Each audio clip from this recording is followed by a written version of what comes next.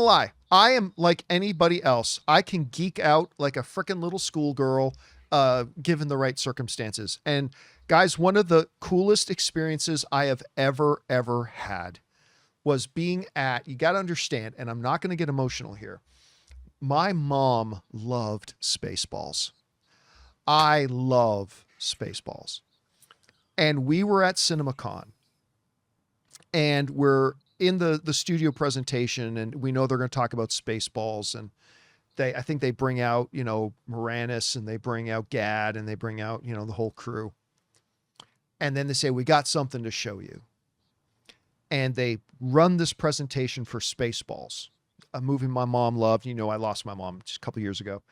And we're sitting back watching this presentation in CinemaCon with all the studios there and all the theater owners. And the unbridled sexiness that is John Campea came up on screen. And they play this clip of me on the show talking about, oh my God, everybody, they're making another Spaceballs. They actually incorporated me into their trailer. And I got to tell you, I can't think of a single thing that would have made me geek out more. And I'm like, and I had no idea they were doing it. And I freaked the hell out. I am obviously somebody who's very excited about a Spaceballs coming. Well, they've dropped a couple of things here for the new Spaceballs with a perfect title, Spaceballs, the new one, which they announced at CinemaCon. Just absolutely perfect title for something like this. So that's coming. But they have dropped a couple of things now. They have dropped a poster, which if you are like me and somebody who appreciates the original Spaceballs, you will appreciate the utter genetic perfection of this poster. This is outstanding of a poster. But even better than the poster is the synopsis that unapologetically, and dare I say nearly savagely, takes some pretty big shots at new Star Wars, when the synopsis for Spaceballs reads like this. Somehow, Dark Helmet has returned. 40 years after the events of the first Spaceballs, 50 years after the events of Star Wars A New Hope, and 1 year after the events of The Devil Wears Prada 2, the galaxy is once again under threat. A threat so evil, so unstoppable, so completely lacking in any original ideas that it has vowed to bring back the past, every last bit of it. With Lone Star in hiding, Queen Vespa on the throne, and the Schwartz stretched thinner than a franchise releasing TV episodes theatrically, not so underhanded shot there at Mandalorian, the only hope for the galaxy is Vespa's undisciplined son, Prince Starburst, of course being played by the dude's real-life son, and a mysterious palace advisor named Destiny.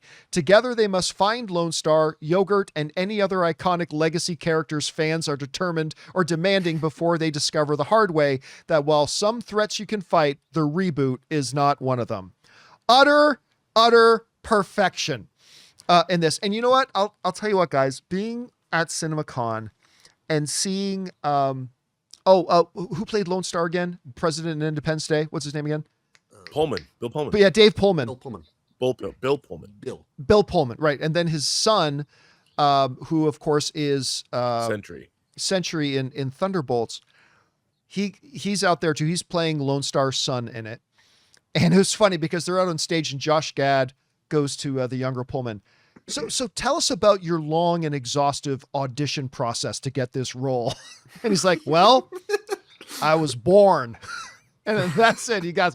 And then to see, guys, you just got to understand, not only as a lifelong film fan, but as a Canadian, when they announced Rick Moranis, who of course stepped away from the limelight with tragedy in his family happened, and he stepped away, and to see Rick Moranis come out on stage, I got emotional. Like I legit got emotional when that happened.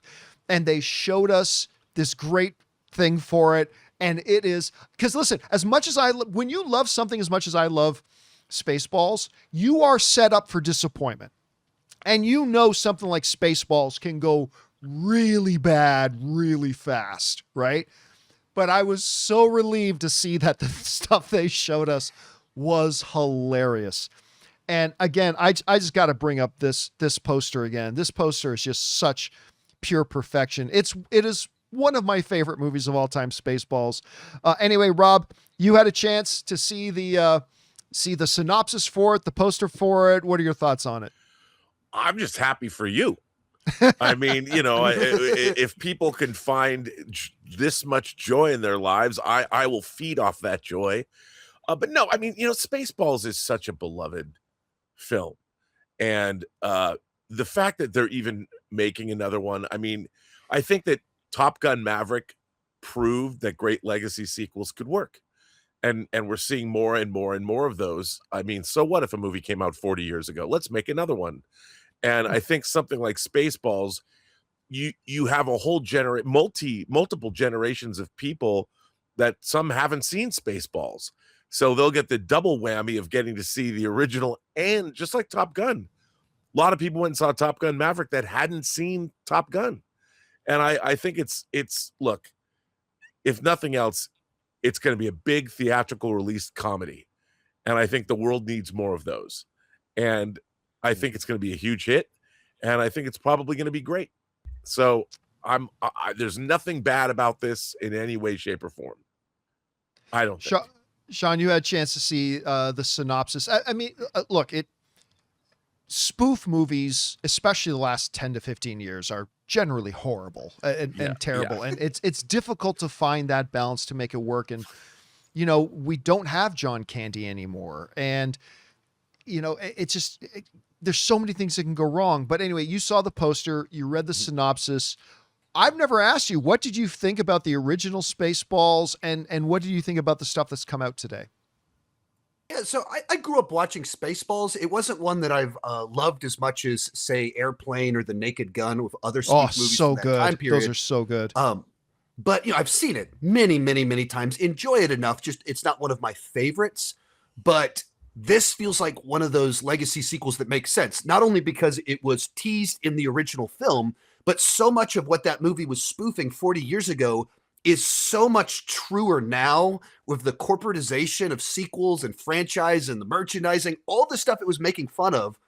It's just prime material, and it predicted its own existence when the original film came out. And then when you add to that, like bringing Lewis Pullman into it, like that's just a nice little touch. But more importantly, Rick Moranis returning to movies is like, you just say that, and I have a little bit like I get emotional thinking about it, because I grew up watching his movies, and then he stopped making movies 30 years ago and didn't even come back for Ghostbusters. And so him coming back for this means a lot. And then just one final thought of just even what Robert said about the return of big theatrical comedies. We need that. Like, we got inoculated to comedy because blockbusters started doing quips because of the Marvel thing. And we stopped getting big theatrical comedies. And then you look at Naked Gun last year, Scary Movie just a month ago, and then we get Spaceballs. I love that comedies are coming back, and I miss sitting in a theater and just laughing with a room full of strangers for 90 minutes. It is true that it kind of very quietly snuck up on us, that you just kind of look back behind you and say, we haven't had a lot of great comedies. And that used to be like a major staple of going to the movies. By the way, I can't remember which movie I saw the other day, but they had a trailer for, what was it? Not Weekend Getaway or something. It's Leslie Mann stars in it with these 4 women who get away for a weekend. And it looks ripping hilarious. Like ripping hilarious. And I've got, if anybody in the Spa Weekend, thank you. Red Carpet is the one who came up. That's right. Spa Weekend. They showed us a trailer for Spa Weekend. It's killing me now. What movie was I at that I saw that trailer for? Anyway. Oh, it was The Invite, which is now my favorite movie of the year. So I got to watch this trailer. I haven't seen it. Oh my God. I didn't even hear of the movie.